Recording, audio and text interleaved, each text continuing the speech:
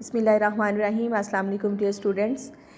Third year मैंने जो आपको लेक्चर डिलीवर किया था सैटरडे को, that was about the introduction of different major oceans present in the world.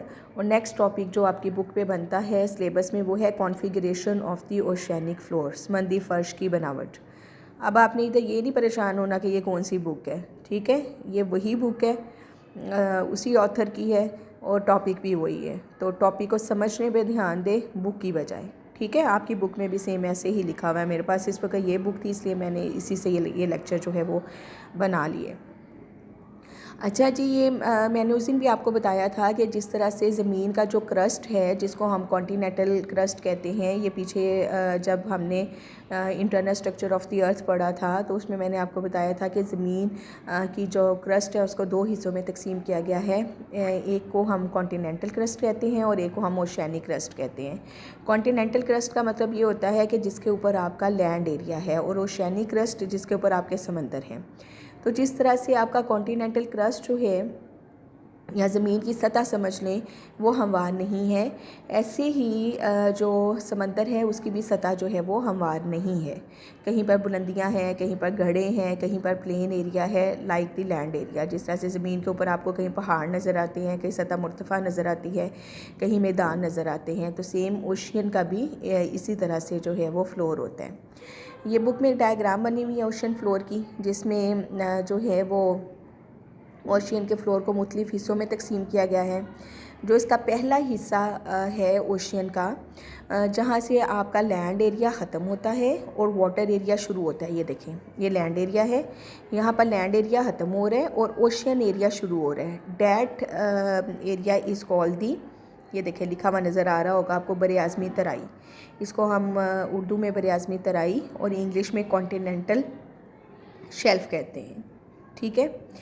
इसके बाद जो है वो समंदर का ये गहरा हिस्सा शुरू हो जाता है, ये कम गहरा हिस्सा होता है। इसके बाद ये समंदर का गहरा हिस्सा शुरू हो जाता है, इसको हम बर आज़मी ढलान या ओशियानिक स्लोप जो है वो कहते हैं, कॉन्टिनेंटल स्लोप जो है वो कहते हैं। इसके बाद जो है वो एक स्मूथ हिस्सा जो है वो समंदर का शुरू होता है, like the plain areas present on the land area, तो इसको हम ओशियानिक प्लेन्स या समंदरी मैदान कहते हैं। इसके बाद सबसे ज़्यादा समंदर का जो है वो आ जाते हैं बुलंदियों वाले हिस्से, जिनको हम समंदरी घाटियाँ, समंदरी रिजिस जो है वो कहते हैं। और उसके बाद समंदर का सबसे आखिरी हिस्सा यहाँ पर आता है, जो सबसे गहरा मुकाम होता है, उसको हम जो है वो ओशियानिक डीप का नाम जो है वो देते हैं। जैसे आपको मैंने बताया था कि Mariana trench is the trench which is present in the Pacific ocean. तो जो इस तरह से गढ़े हैं या ट्रेंचेस हैं फर्श पर, वो जो हैं वो गहरे मुकाम जो हैं वो पाए जाते हैं। यानी अगर हम समंदर के फ़र्श को देखें, उसकी बनावट देखें, अभी जो मैंने आपको डायग्राम से बताया है, तो उसके ये हिस्से जो हैं वो बनते हैं: continental shelf, continental slope, oceanic plain, oceanic ridges और ओशियानिक डीप्स या ट्रेंचेस।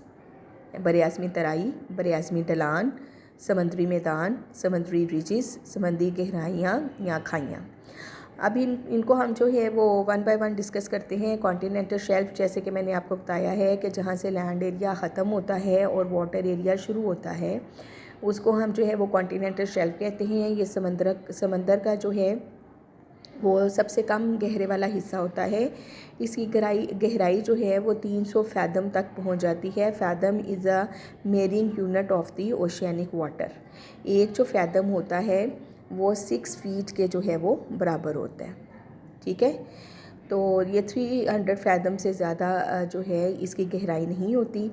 अब ये जो बर आज़मी तराई है या कॉन्टिनेंटल शेल्फ है, इसकी जो चौड़ाई है वो साहिल समंदर से लेकर समंदर की तरफ तकरीबन 50 मील तक जो है वो जाती है, और बाज़ जगहों पर जो है चौड़ाई बहुत कम या फिर सिरे से ही गायब होती है। यानी ये बाज़ समंदरों का ये हिस्सा चौड़ा होता है और बाज़ का कम चौड़ा या बिल्कुल भी नहीं होता। जैसे जो है बहरे ओकेयानूस और बहरे हिंद के जो बर आज़मी तराई हैं वो काफ़ी चौड़े हैं और ये 800 मील तक भी पहुँचे हुए हैं, और बाज़ ऐसे हैं जिनके हैं बिल्कुल भी नहीं हैं। इसकी वजह ये होती है यानी बरआज़मी तराई अमूमन ऐसे इलाकों में जो है वो आपको कम नज़र आती है जहाँ पर जो है वो समंदर के साथ साथ पहाड़ी सिलसिले वाक़या होते हैं। ठीक है, तो वहाँ पर जो है वो फिर गहराई भी ज़्यादा नहीं होती और ये ज़्यादा चौड़ा भी नहीं होता। इसके बाद आ जाता है बरआज़मी ढलान। ये समंदर का जो है वो थोड़ा गहरा हिस्सा शुरू हो जाता है, कॉन्टिनेंटल शेल्फ के बाद आता है। यहाँ पर बरआज़मी ढलान की जो ज़ाविया है वो 2 डिग्री से 4 डिग्री तक पहुँच जाता है। गहराई जो है वो 300 फैदम तक जो है वो स्टार्ट होती है और फिर गहरी जो है वो 600 फैदम तक जो है वो पहुँच जाती है। ठीक है, ये समंदर का गहरा ढलान वाला हिस्सा है। मैं डायग्राम में से आपको दिखाती हूँ। ये देखिए, ये बरआज़मी तराई है और इसके बाद ये जो गहरा हिस्सा, ये स्लोप जो शो की जा रही है ना, ये 2 डिग्री से 4 डिग्री तक जो बताई जा रही है, ये बरआज़मी ढलान है। इसके बाद ओशियानिक प्लेन्स आ जाते हैं। तो गहरे मुकाम के बाद एक हिस्सा समंदर का ऐसा आता है जो कि तकरीबन जो है वो स्मूथ है। ठीक है, उसको हम ज़मीन पर पाए जाने वाले प्लेन एरिया से जो है वो मुशाबत उसकी दे सकते हैं और इस हिस्से की गहराई 4000 से 6000 तक होती है और समुद्री मैदान की सतह पर जो है वो आमतौर पर आपको सुरखाशी मिट्टी, घोंगे और समुद्री नबातात और हैवानात के बाक़ियात जो हैं वो नज़र आते हैं और इसकी सतह का पेशतर हिस्सा जो है वो एक मोटी तह से ढांपा हुआ होता है। इसके बाद आ जाते हैं ओशियानिक रिजिस। रिजिस का मतलब होता है जिस तरह से ज़मीन के ऊपर सतह मुर्तफ़ा पाई जाती हैं, बिल्कुल ये ज़मीन पर पाई जाने वाला सतह मुर्तफ़ा से मुशाबे हैं जो कि मुख्तलिफ़ समंदरों में पाए जाते हैं। जैसे जो पहला लेक्चर मैंने आपको दिया था तो उसमें मैंने आपको बताया था कि जो आपका अटलांटिक ओशन है उसमें पाए जाने वाली रिजिस जो हैं जैसे डॉल्फिन रिजिस और चैलेंजिस रिजिस, वो बहुत इम्पॉर्टेंट जो हैं वो रिजिस मानी जाती हैं। इसके बाद समंदर का सबसे गहरा हिस्सा शुरू होता है जिसको हम समुद्री घाटियाँ, खाइयाँ या ट्रेंचेस या डीप्स जो हैं वो कहते हैं। ये समंदर का सबसे गहरा हिस्सा होता है और जिस तरह से ज़मीन के ऊपर पाए जाने वाली बुलंदियां हैं, जैसे माउंट एवरेस्ट दुनिया की सबसे बुलंद तरीन चोटी है जो ज़मीन के ऊपर है, जो कि 29,250 फीट है। इसी तरह से समंदर के अंदर इतनी ही गहराई की जो है वो खाइयाँ पाई जाती हैं, जिनमें इम्पॉर्टेंट जो है, इसका जिक्र पहले भी मैंने किया था, पैसिफिक ओशन में पाए जाने वाले गहराई मारियाना ट्रेंच है जो कि 36,000 फुट जो है वो गहरी है। इसके अलावा और भी 57 ऐसी गहराइयाँ मालूम हो चुकी हैं जिनकी गहराई जो है वो 18,000 फुट या इससे भी ज़्यादा है। इनमें जो ज़्यादा कॉमन है वो जो है वो आपके बुक में भी इनके ना एटाकामा डीप, ठीक है, रोमांशे डीप, ब्लैक डीप और पोरेक्टिक डीप जो हैं, ये मुख्तलिफ नाम जो हैं वो दिए गए हैं। इसके बाद जी नेक्स्ट आपका टॉपिक आता है समंदरी पानी की तरकीब, composition of the sea water. Composition of the sea water से मुराद इधर जो है समंदरी पानी की तरकीब या sea water, composition of the sea water से मुराद इधर ये है कि समंदर के पानी में पाए जाने वाले नमकियात। ठीक है, अब जो समंदर हैं इनमें मुख्तलिफ समंदरों में जो नमकियात की रेशो है वो मुख्तलिफ है। जो ख़त इस्तवा के करीब समंदर हैं वहाँ पर जो हैं वो ज़्यादा अमाउंट ऑफ सॉल्ट है और जो कुतुबैन के करीब के इलाकों के समंदर हैं वहाँ पर अमाउंट ऑफ सॉल्ट जो है वो कम है। अब मुख्तलिफ वजूहात दी हुई हैं समंदर के पानी में नमकियात के इस फ़र्क की। इसमें सबसे पहली वजह यह है कि ऐसे समंदर जहाँ पर बहुत से दरिया गिरते हैं,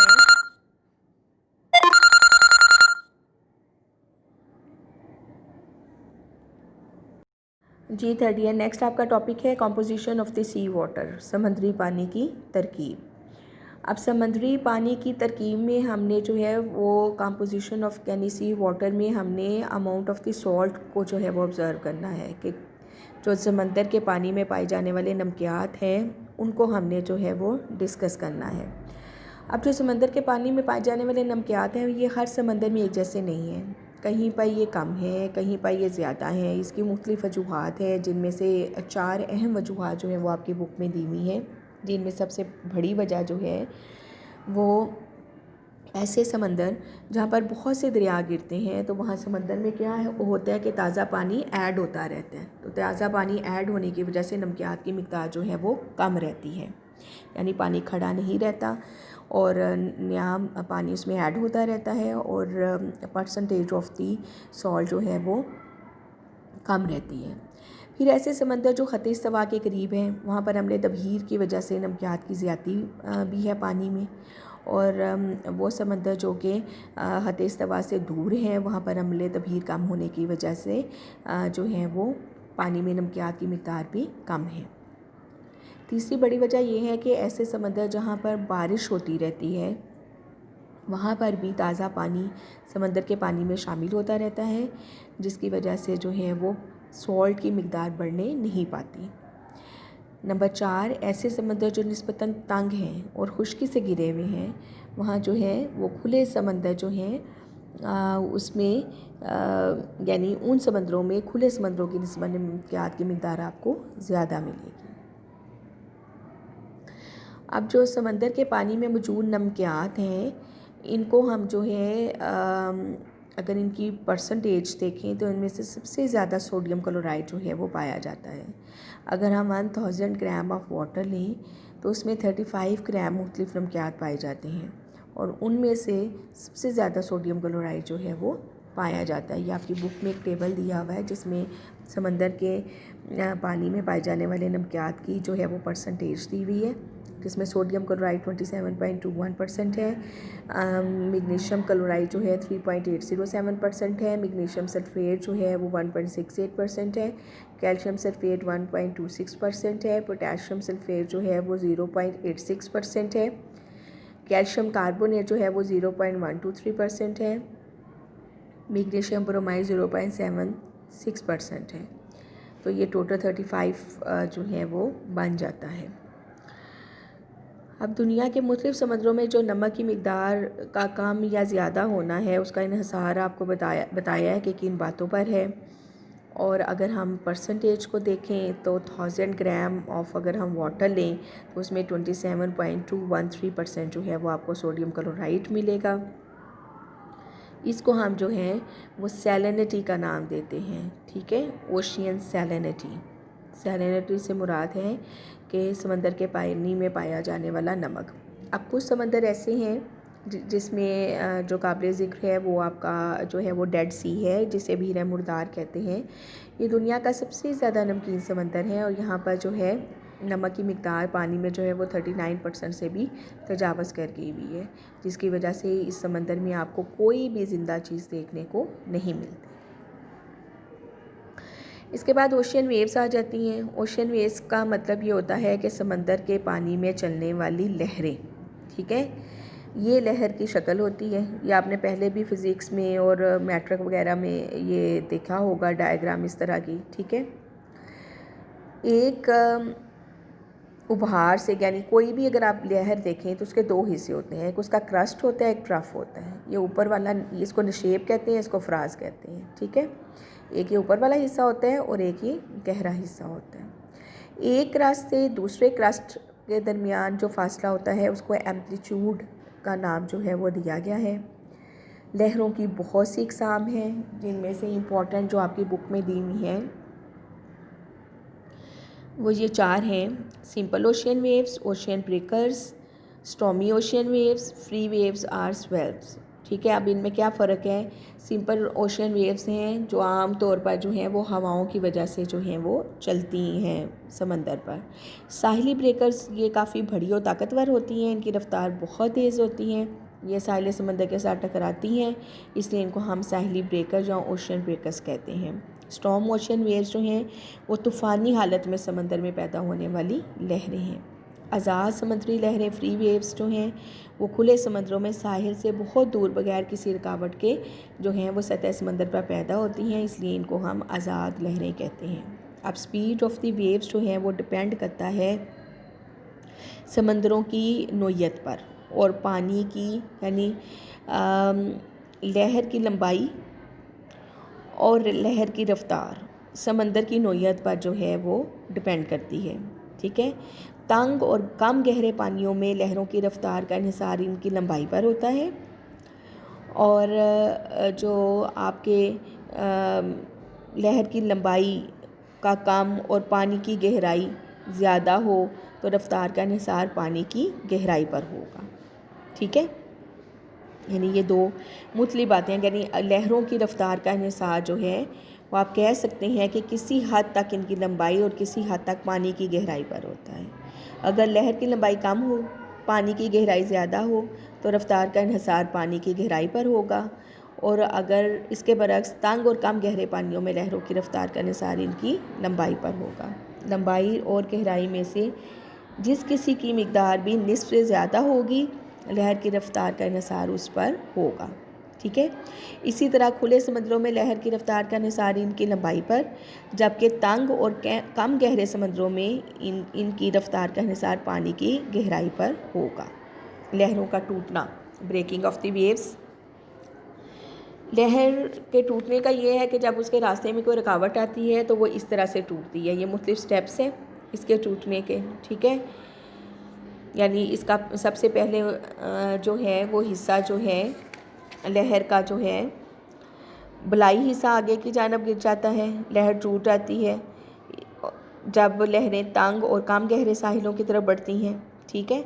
और इसी तरह से कम गहरे और तंग पानी की तरफ जब चलती हैं तो इनका पिछला हिस्सा जिसकी रफ्तार कदरे ज़्यादा होती है अगले हिस्से के ऊपर चढ़ जाता है, और अगला हिस्सा आगे की तरफ झुकाव से हरकत में जो है वो तेज़ हो जाता है, और इस सूरत में लहर जो है वो टूट जाती है। Material of the waves. अब लहरों ने भी अपने साथ बहुत सा जो है वो साजो सामान उठाया होता है, जिसमें नफीस ज़रात भी होते हैं, बड़े बड़े पत्थर भी होते हैं, कंकर भी होते हैं। तो ये सारे ज़रात जो है वो लहर के साथ साथ जो है वो मूव करते हैं। अब ये जो मुख्तलिफ मवाद है जो कि लहर के साथ साथ हरकत करता है, ये समंदर में गिरने वाले जो दरिया होते हैं या जो खुद लहरें हमले कटाव से अपने साथ उठा लेती हैं, ये वो वाला सामान जो है वो सारे का सारा होता है। रेत के ज़रात और इसी तरह का जो दीगर गैर हल पजीर खुरदरा मवाद है वो लहरों के साथ पानी में मुल्क होकर चलता रहता है, जबकि वज़नी और मोटा मवाद पानी की ताकत और लहरों के थपेड़ों से मुतहरक रहता है। इस मवाद की हरकत से मवाद जो है वो एक दूसरे से टकराता है, रगड़ खाता है और पिस पिस कर बारीक हो जाता है। Erosion and the डेपोजिशनल work of the waves. Waves का जो डेपोजिशनल वर्क है या इरोजनल वर्क है वो बिल्कुल ऐसा ही है जैसे आपने पीछे दरिया का पढ़ा था, ग्लेशियर का पढ़ा था और विंड्स का पढ़ा था, कि इसने अपने साथ जो मटेरियल उठाया हुआ होता है वो उससे दूसरों मटेरियल को तोड़ती फोड़ती है, और फिर ये सारा मटेरियल कहीं पर जो है वो ढेर होकर मुख्तलिफ जो हैं वो लैंड फॉर्म्स जो है वो बनाता है। लहरों से बनने वाले जो लैंड फॉर्म्स होते हैं वो आमतौर पर चट्टानी गारें, चट्टानी सतून, उबानुमा सींग और साहिली बेंच, इस तरह के नकूश जो हैं वो बनते हैं। और तामीर के अमल से जो हैं वो रेत के टीले, हवार, साहिली बेंच और बीचेस और रेतले प्लेटफॉर्म वगैरह जो हैं वो बनते हैं। ऐसे साहिली इलाके जो हैं वो फिर तफरीह मुकामात के तौर पर इस्तेमाल होते हैं। नेक्स्ट टॉपिक इंशाल्लाह टाइड्स हम डिटेल से जो है वो कल करेंगे। आज के लिए इतना ही काफ़ी है। इसको ध्यान से समझें, सुने, कोई प्रॉब्लम आता है तो मुझसे कमेंट बॉक्स में पूछें। अल्लाह हाफिज़।